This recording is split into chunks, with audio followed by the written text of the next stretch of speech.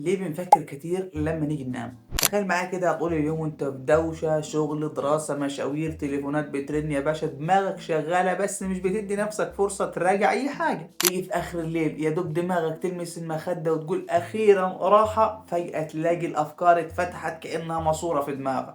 الموقف ده من سنتين بس مضايقني دلوقتي. يا ترى بكرة في الشغل هعمل ايه؟ طب هو أنا ماشي صح ولا غلط؟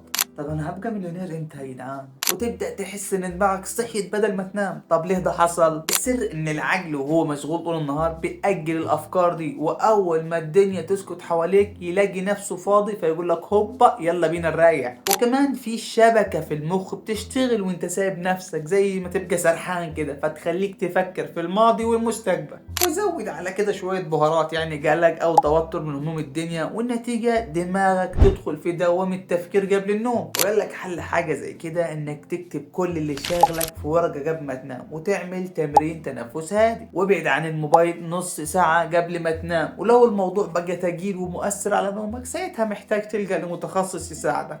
يعني الموضوع مش ضعف منك، ده طبيعي جدا. المهم ازاي تروض دماغك قبل ما تدخل في النوم عشان تنام بسلام. وبس كده، معلومه بسيطه تفرق كتير. لو استفدت متنساش لايك وشير، واستناني في اللي جاي.